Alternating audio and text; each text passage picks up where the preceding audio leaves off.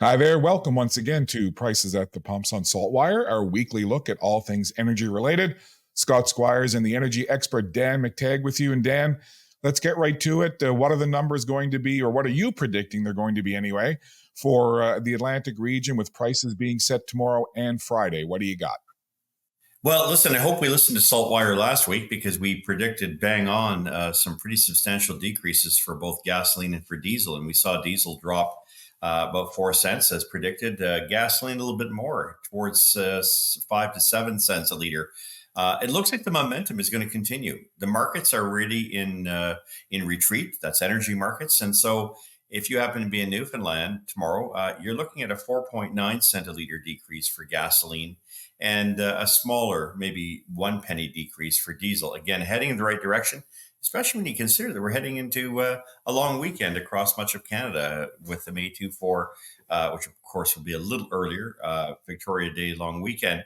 That will probably spill over into the rest of Atlantic Canada. So by Friday, PEI, Nova Scotia, and New Brunswick will probably see about a 4 cent decrease. And on diesel, probably about the same, about 1 cent a liter. So all in all, if you can wait, then regulators who follow the markets as they should will know that the signal they must send is lower prices. This is not something we normally expect at this time of year, but it really has a lot to do with market dynamics and their real obsession with and perhaps disappointment with a U.S. Federal Reserve that's still going to hold the line at high interest rates.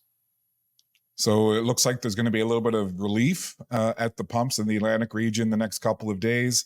What are you seeing on world markets, Dan, in terms of the price of a barrel of oil, which, as we know, can affect where our prices head when we do go fill up? Well, it's the price of oil that has dropped almost $8, $9 a barrel in the past month that has a lot of analysts scratching their heads saying, what gives? One thing is really clear. OPEC is not going to put up with these shenanigans. They're going to continue to maintain their output cuts because if the rest of the world believes that there's somehow some decrease in demand, good luck with that. By the end of the year, the US and the world will consume more oil than any point in the past, up 2%. And yet supply is down about 0.5%. There's a widening gap on the fundamentals. That is the reality of supply and demand. What is, of course, lacking is markets recognizing this gap and pretending that somehow, there are other factors here at play that should cause them to want to trade in or cash out their positions. There's no doubt that demand is strong and robust and that supply is not as adequate as one would like. So energy markets, I think, are really having to determine whether or not they want to continue to take the position of trading out their pricing discovery or whether or not they want to, in fact, begin the process of recognizing that fundamentals do in fact matter, and this could lead to a rather dramatic surprise. And where I think, Scott, this is going to take place will be next week when the U.S. enters its on the 27th of May. It's an unofficial kickoff of the summer driving season. Already there are signs that U.S. refineries are slowing down, and that could mean much higher prices come this time next week and into the first week of June. As I said earlier, OPEC is likely to continue maintaining its production cuts. First week of June could be a very expensive one for all of us across North America. And Dan, as we talk about prices at the pumps here in Atlantic Canada and across Canada for that matter, we know a big part of the price is the carbon tax, and it's a pretty divisive issue in this country. And I shared a graphic that I saw the other day, and I tagged you in it and said, hey, let's talk about it on Wednesday. So let's get that graphic up on screen, and we'll talk about it, Dan. And it shows the top 15 countries by carbon tax revenue collected. These are 2022 numbers, but it shows Canada at this point in 2022, second only to France in annual carbon tax revenue collected at just below $8 billion. Now, knowing what Canada contributes overall to carbon emissions in the world, what do you make of that graphic and the fact that Canada is collecting such a hefty amount of carbon tax? The numbers are actually stunning. When you think about it, just on 2022, we're now in 2024. We know that we've had 2 increases in carbon taxes since then. It puts Canada at the highest carbon tax jurisdiction in the world. And never mind the idea that you get this all rebated because it is inflationary well beyond the cost of energy. The fact is, Canada, with a population of half of 1%, is now responsible for paying over 10% of the entire revenue generated in carbon taxes. That is patently unfair and 20 times greater than I think what we ought to be paying, if anything. So, anyone who has any reservations or any doubts, or anyone on the climate side who likes to talk about our carbon emissions based on a per capita basis, or the size of our population, had better really look at these numbers and say, "Gee, you're saying that should justify a 20-fold factor of fleecing on Canadians?" I think that's why we're now starting to see wannabe politicians, those who've been involved with promoting this nonsense under the rubric of net zero, that we're hitting a breaking point in Canada. In fact, I think it's pretty clear we didn't just break that point, we've smashed it to pieces.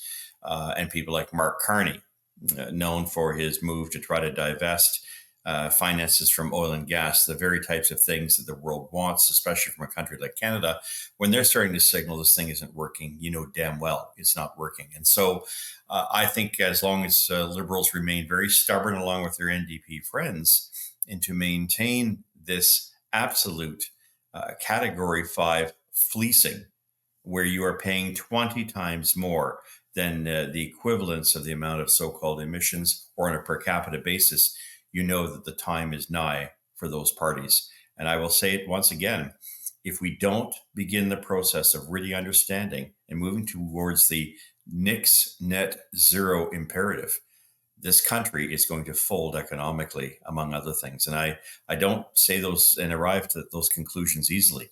The past 5 or 6 years, I've warned Canadians about undermining and ignoring energy affordability. It's now right in front of us, and it's now crippling the finances of most Canadians. I think it's time that we now consider sending letters to our members of Parliament, especially having to be Liberal and New Democrat, and demanding that this outrage be removed.